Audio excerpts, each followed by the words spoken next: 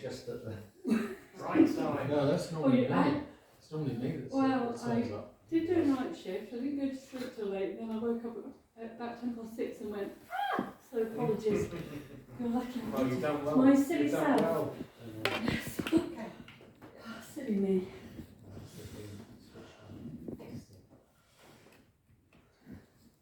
Right, good evening, councillors and Christina and Town Clerk.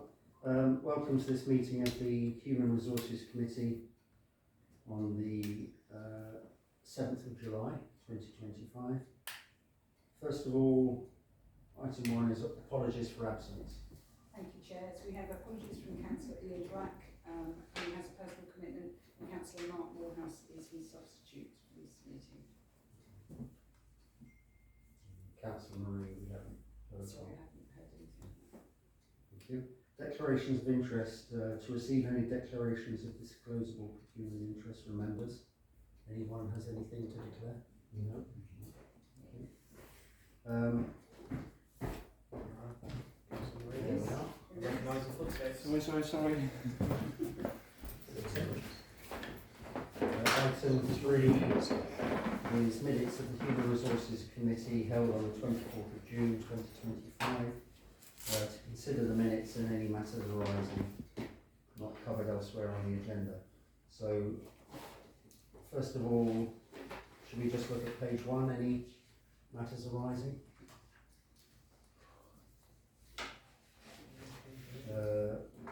The RFO and the Town Clerk, we have a verbal update later. Anything on page 1? No, anything on page 2? Staff structure is on this agenda. The email, I'll talk about that when we discuss the Town Clerk and RFO recruitment later on. So you're all happy with those minutes? Yep. Yes, thank you. Anyone prepared to propose that we accept them? Three. Second.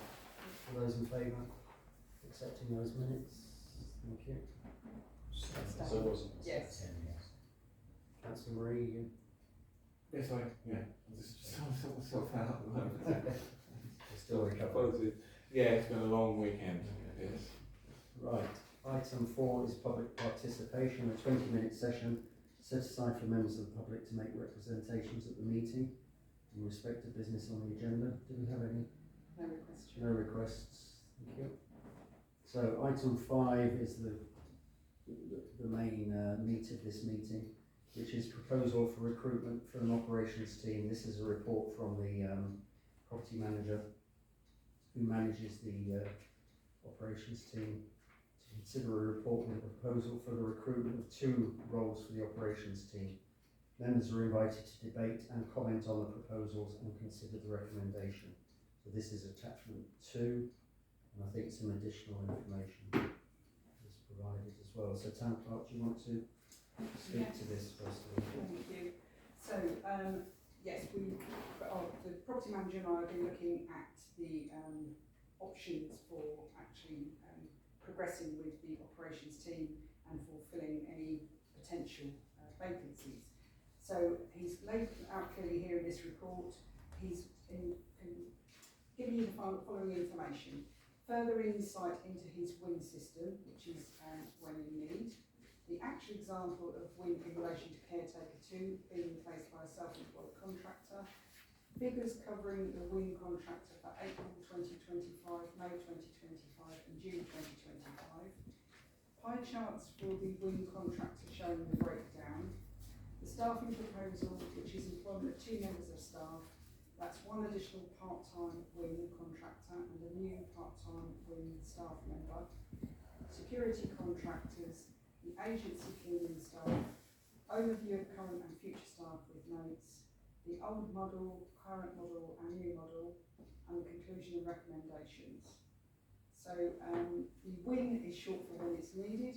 The strategic employment model developed to engage the services of individuals or company on a flexible task-based basis, replacing the need for PAYE staff where appropriate.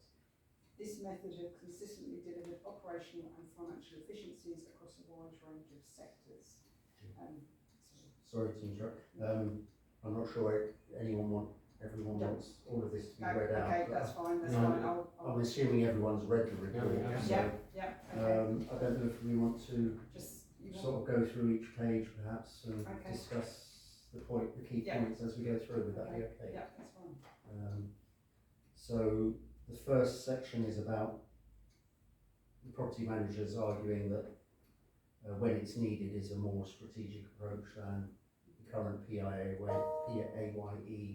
system of permanent staff. So do we have any comments on that as a starting point? I think as a responsible employer, should we not be steering towards employment that involves holiday benefits, pension, etc.? That's my concern about this. It's almost, to some extent, a little bit like a 0 hours contract, which I don't consider as particularly moral for us as a town council to be involved with.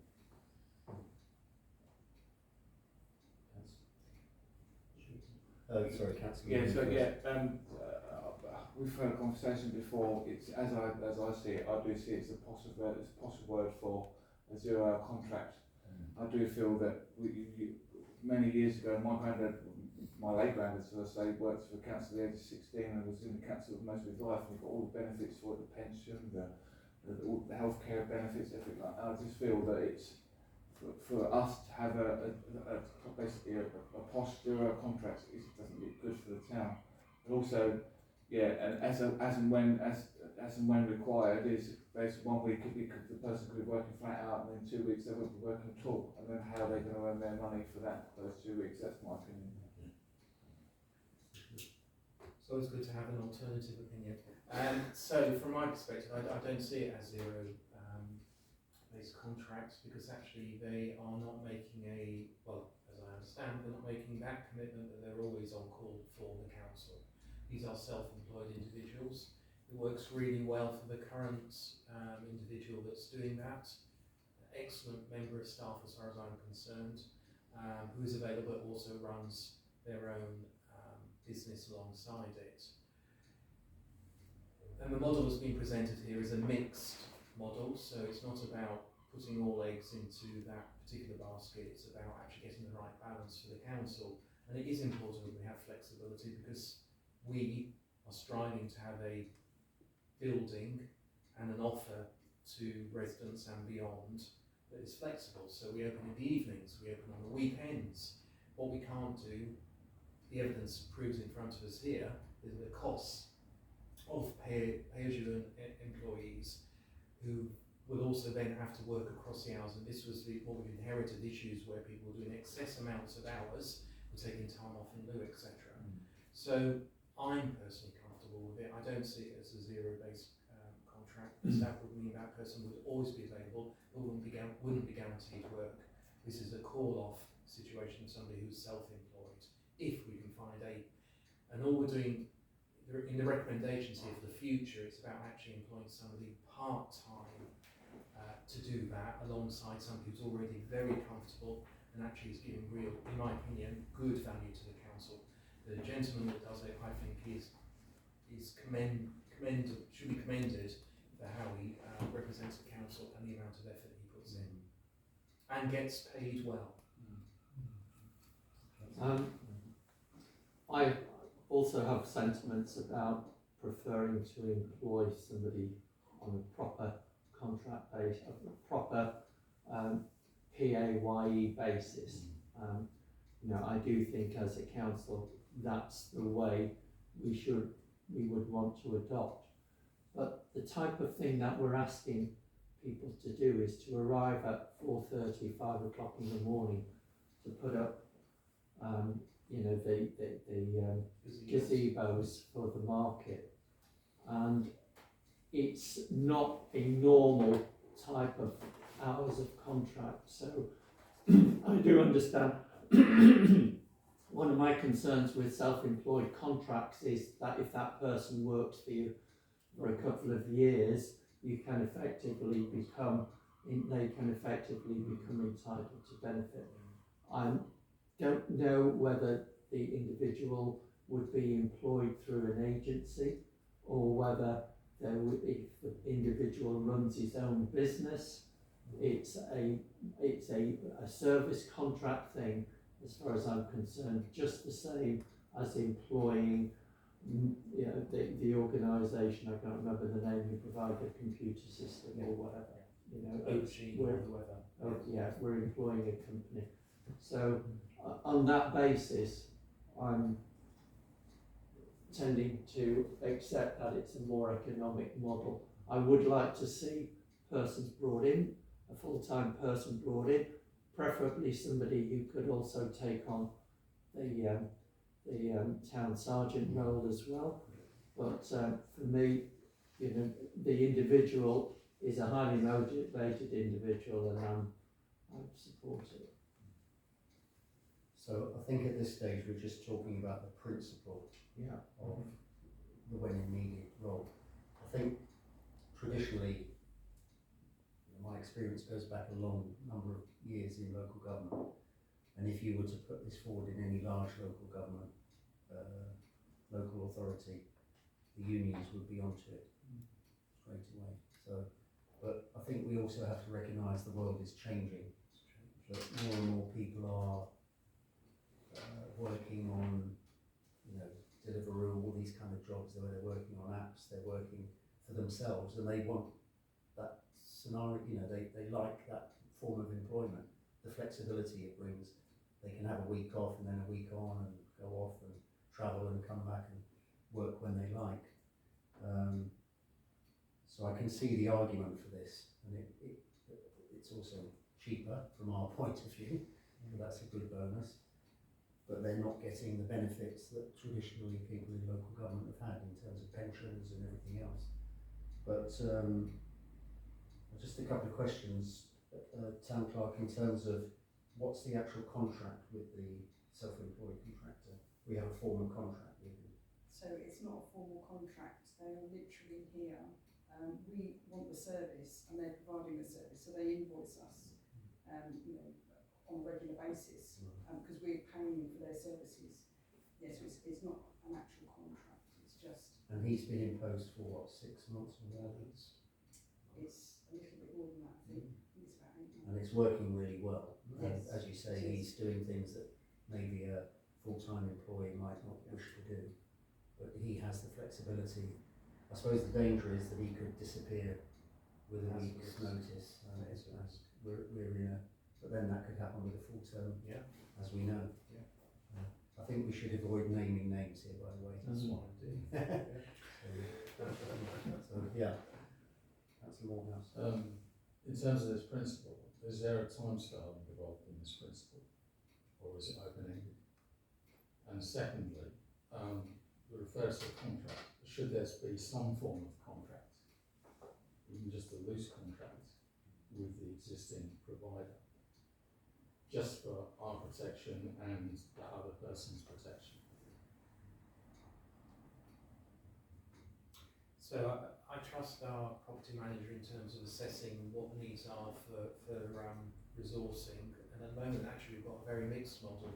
So we've got a contractor, we've got somebody self-employed, we've got a company for the security. In some ways this actually streamlines that to an extent, and the opportunities realised by adopting this model is that the security contract is no longer required, which I think is a plus, because ultimately this building is expensive to run, and if we don't be sensible about how we manage the money, then we're spending more than we're getting as an income. So I'm convinced by the argument. I'm happy to support it, but maybe it needs to be time bound in terms of its success. And we did that when the WIN proposal was put forward by the property manager in the past. We wanted to know that the expectations around delivering savings were achievable.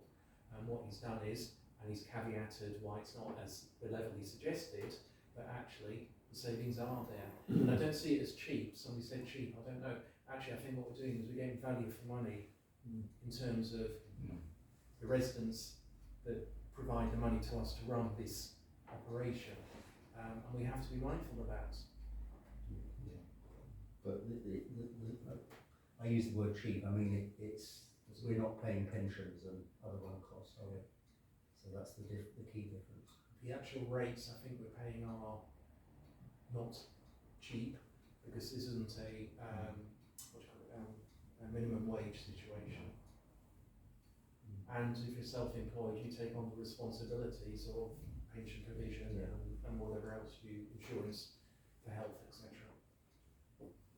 Yeah. Could you remind me, Town Clerk, a local authority such as Sandwich Town Council has no legal requirement to employ PAYE. You know, No, it's up to you. you what model can adopt. decide how you Yes. employ staff. Yeah, because actually what you're doing is you're saying you need a service, you've got a contractor to provide the service, and therefore, it's,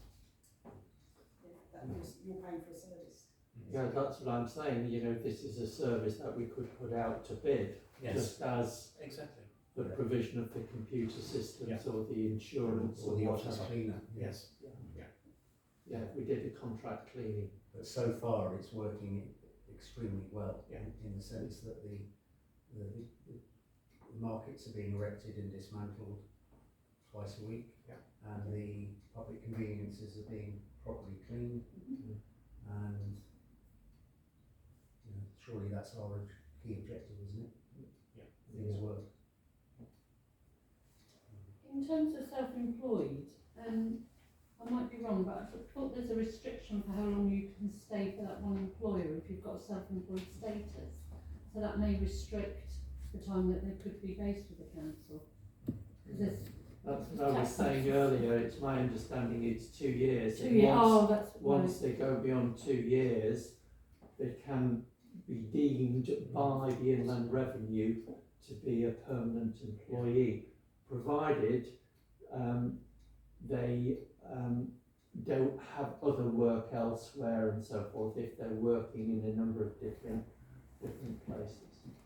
That was the other question I was going to ask. Currently, our permanent employees, are they able to do other work elsewhere?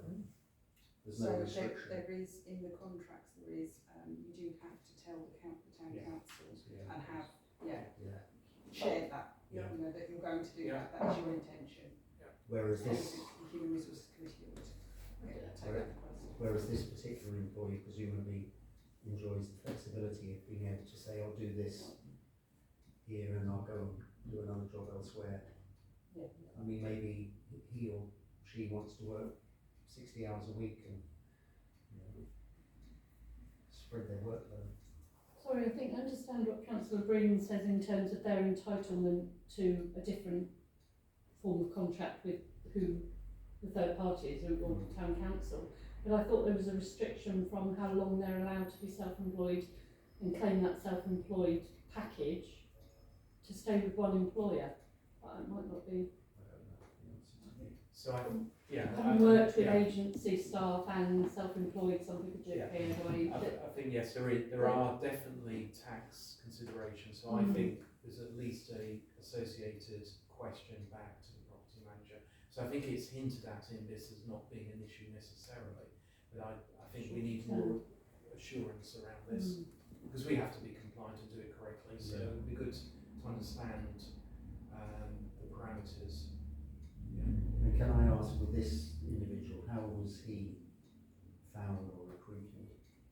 He actually worked for the town council before, so he was someone that regularly stepped in to assist So in you need. just Have a relationship. Yes. For a number of years. Yeah, it has been for a number of years, yes. Could I just ask maybe the town clerk, in terms of having contract people working alongside PAYE people, it's not going to cause any disharmony? No, not at all, because people know the role they're here to do, and literally this person is coming in, doing what he needs to do, and he's not, around for, he's working hours, but a lot of it is when other people are not here, weekends, evenings, and early hours for the market, so, but there's no conflict at all. Okay, thank you. And does he have an actual job description or? No, it's as and when the property manager will ask, is he available, and if he is, yes, these are the tasks that he's doing. So he's doing the tasks that are asked. Yeah. And does he sign up to a code of conduct or dress or? So that's exactly when you're starting to veer into the situation where the tax position changes. I had experience of employing consultants on a regular basis, and all you do is you say, this is what you want done. Yeah. As soon as you start saying, and the hours are X, and you need to do X, Y, and Z in a certain fashion, that's when they start to run the risk of being deemed as an employee. Yeah. Yeah, and here's a computer to Yes. operate. Yeah, exactly. Yeah. But in terms of code of conduct, he knows what the job is, but let's say he has a difficult customer or someone who's abusive to him. I mean, our staff would hopefully not be abusive back, but is he under? So sorry, are you saying that he might be abused by our staff? By members of the public. So if there's any, trader or something. yeah, no, he's actually got a really good working relationship with the traders, very good indeed. Yeah. And that he's the sort of character that he comes in, do what he needs to do very well, very competent, and he'll when he's finished what he's doing, that's it. He's gone. Yeah, so he's. I would say in job description terms, he's got very high interpersonal and communication skills. But in terms of jobs, you always need to talk about the job, not the individual. Mm-hmm. Yes. So if he went Yes. tomorrow, Yes, would someone of exactly. a similar quality be recruited or found? Or You'll never know until you get Yeah. That's the point, whatever decision we make can have a time limit anyway, it Yeah. doesn't have to be forever, does it? No. And if it's working, So the feeling Yeah, I but- get from the meeting is that a majority of us, perhaps, I don't know if all of us, accept the principle of this, but that perhaps we need to set a time limit on it or a review period, certainly in 6 or 12 months. Is that the consensus? Well, I think that there's a kind of a side question for the property manager in terms of the tax situation, and I think in terms of time, I think we should leave it for at least a year before kind of looking at it again. And all we've been asked to do is to agree to supporting the idea of an additional part-time individual under a similar. Over and above this individual? Yeah, and I think we're really saying that there should be a form of contract, whether it's a simple contract or whatever, just to protect the council and to protect the individual. So councillors Marie and Morehouse, are you willing to go along with that, with those caveats? Or? Yeah. Yeah. Yeah, okay. So I think we've established the principle first of all, so now we can go on and look at the detail. Would that be okay? On the next page. So, yeah. Julie, do you want to? yes. So, yeah, Julian has broken down a typical, the caretaker role, the actual example. On page 2. Are there any comments on that? So the headline of this is that the current full-time PAYE caretaker is annual cost of 32,000, whereas a self-employed WIN system performing caretaker duties, the markets and cleaning. The 2 evening shifts would be 21,228 per annum. And the pie charts there give a breakdown of the work for each month of the last 3 months effectively. So half of that is, half or over half is working on the markets and the fairs. The next biggest chunk is security and then cleaning and other duties. So any comments on that analysis? So should we move on to the next page? Which which just talks about the savings. So the staffing proposal, which the property manager is putting forward, is the employment of 2 members of staff. So a part-time self-employed contractor in addition to the current self-employed contractor which we have.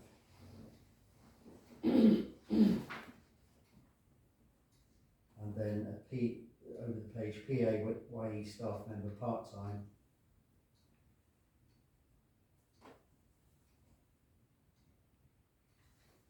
And then the final page, sorry, not the final page, but the page with the tables sets out the 3 models, if you like. So the old model up to June 24 was 4 either full-time or part-time PAYE members of staff. The current model is a hybrid model with a PAYE caretaker, the self-employed caretaker we've spoken about, contractor we've spoken about, and then agency staff, security, and a part-time cleaner who's through an agency.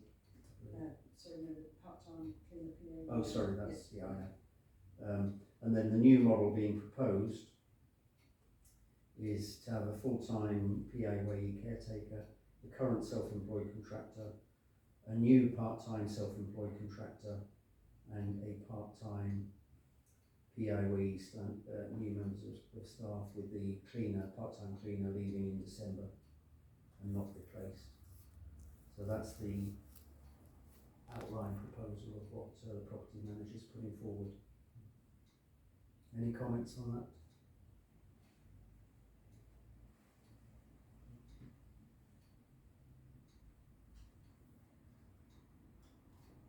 And the total cost of that is, for that last box, is 93,590 per annum, reducing after December when the part-time cleaner leaves by around 1,000 a month.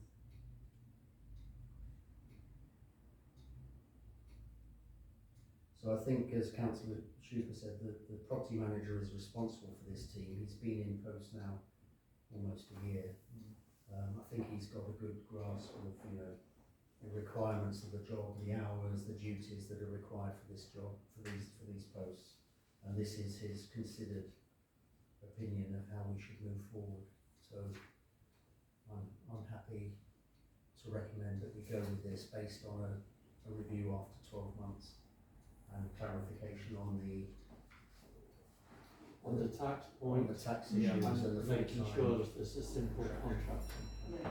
So the property manager has said in here, it is essential that the individual is genuinely self-employed and therefore registered with HMRC and engaged in other work or contracts. If this engagement were to be their sole source of work, there would be a significant risk of the role being deemed employment for PAYE purposes, which must be avoided.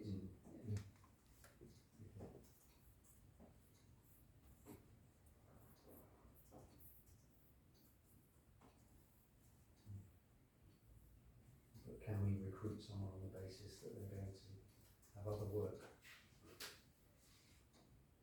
The requirement that they have other work.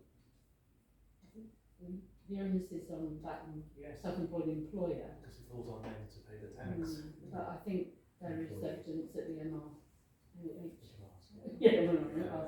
they are stepping, cracking down on it more than they have previously in terms of, But I think pretty much self-employed people, I work with self-employed nurses, and they know, they're very aware of what it should be.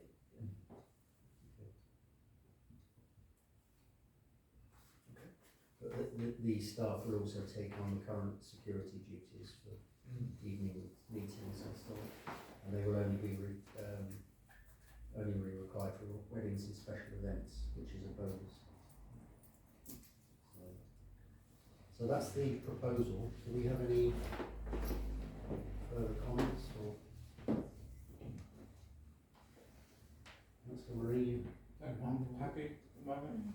I think also in light of our big recruitment, it makes sense also not to be having to go through recruitment processes at this time. I think there's an alternative. Yeah, that's a good point, Yeah. that we are to Two some major extent positions. going through a big change, and to commit ourselves to a completely new full-time or permanent structure would be perhaps a mistake, especially with a new town clerk coming who might want to, whenever a new director comes, they always want to look at the structure in the round and maybe make changes. So we would be tying their hands to some extent if we're creating full-time or permanent posts. That's a good point. So I think the recommendation is that we conclusion and recommendations. What the property manager says is I recommend that we bring on board a new when in need contractor part-time alongside a new PIWA employee also part-time. Both individuals will need to adopt a flexible approach as they will be expected to provide coverage during staff holidays and other absences. So in essence, we're agreeing the final box on that penultimate page, with the proviso that this be reviewed in 12 months' time and that the tax issue just be clarified. Is that? And the contract. And that there's a contract in place for both the self-employed contractors. Yeah. So on that basis, is anyone prepared to propose that? Seconded. And so this is a recommendation that we make to the full council. Yes, that's right, yes. So, can that go on the agenda for The the extraordinary. July meeting? Yeah. So it was Councillor Breen proposed, and did Yeah, you I second? second. Okay. All those in favour? So that's unanimous. Yeah. So that goes to the extraordinary meeting, and hopefully we won't have to have the same discussion. So, you never know. Ever optimistic. Yeah. So item 6 is update on recruitment of town clerk and responsible financial officer. Verbal report to be shared with the committee to communicate the updates on the recruitment of the town clerk and RFO. Members to debate and agree the next set of activities. Clerk, do you want to? Yes, so obviously the advertisements were all placed and you were all sent the links to the SLCC and the CALC websites. They've also been on the STC and they've been to the top of the Facebook page, and they are on the Town Council website.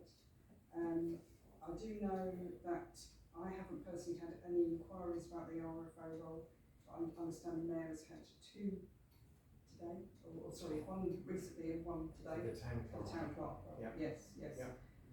So 3, sorry. sorry, 3. Yeah. So 1 recruitment pack has been sent out last week. Yeah. And there's obviously 2 more to go out tomorrow. Oh, sorry, 1 more. Yeah.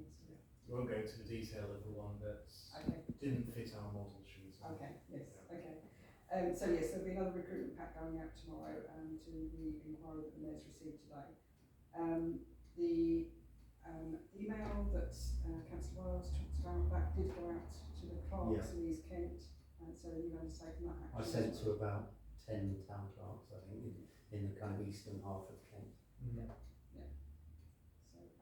So and the closing date is a week on Friday, so there's still quite a few days to run yet. Yeah. I think councillors, myself, Councillor Cheaper and the town clerk were given delegated authority to deal with the process, Yeah. the sifting and so on, but I think we'll have to wait and see what happens by the 18th. Yeah. And at that point we might need to arrange an extraordinary meeting, I don't know, of this committee perhaps.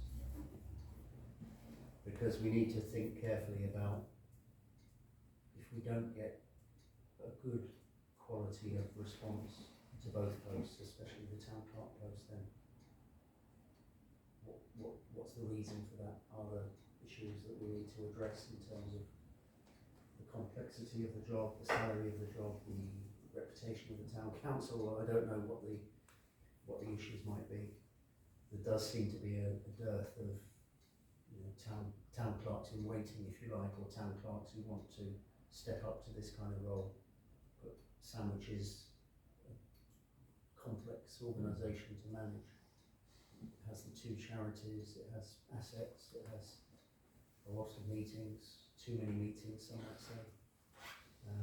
But yeah, we'll need to really wait until the 18th before we can decide what to do, because we talked about having an interim in place to deal with the kind of interregnum. Yeah, we need to be on the case, so especially as it's August, we need to be making sure that we don't let this slip. That's the way. Yeah, I'm really encouraged and pleased to hear that there have been a number of inquiries, and I think it would be prudent to kind of be prepared for a number of applications being submitted, and on that basis need to have kind of the screening criteria and to be able to sift out, you know, who's going to be interviewed and the interview criteria and so forth. So thinking positively, I think there is a need to kind of to progress that. Yes. The second point I'd like to raise or ask is in terms of the availability of our current town clerk in terms of entitlement and holidays and so forth, you know, when will she actually be here to, and what kind of period of cover, if any, is needed? So I will be here until the 30th of September. I do have a few days in early September that I have already previously booked. But I will be here until the 30th of September. Okay, thank you for that. My gut feeling is I doubt we'll get more than 10 applications. Very much. Wow. So if we got 10, I'd be amazed. And they will sift themselves to some extent because, well, what are the 2 criteria? One, that they're fully qualified. Yeah. So, and 2, that they've got some experience of managing a complex town or parish council. Yeah, I just think it would be useful to set out what those criteria are on a kind of a spreadsheet, and then Or maybe we could all contribute We to need that to do that over the next 2 weeks. So if and so there are kind of the screening for interview, and then there's the interview. Gap analysis. gap analysis. So is there anything else on the update on that? Until the closing date, there's not really much we can do, unless we can publicise the adverts more widely, just by word of mouth or by social media. I think we've done that already to a large extent. Has there been any responses to the town clerks that you've emailed? Only a acknowledgement to say that they would send us on, but I've not had anyone coming back to me. I mean, if you remember last time, it was that email that generated the interest from our client, town clerk. So the wider we can publicise it, the better. And the update on the RFO? So I haven't had any inquiries. Obviously, we have an interim RFO who has asked for the application pack, but I haven't had the application submitted yet. So. No, thank you. Can you remind me, was the RFO, did the RFO job advert require any local government qualification or experience? Only the accounting experience and qualification and anything they asked for, but they didn't need any local government experience per se. So working in private business is transferable to this situation. Right, anything else on that? So watch this space really. We'll try and keep everyone informed of. Yeah, after the 18th. Yeah, Thank you. the 18th is The closing week date on for Friday. applications. 7 date and time. The next meeting is the 6th of October 2025. Okay. Thank you very much. Thank you.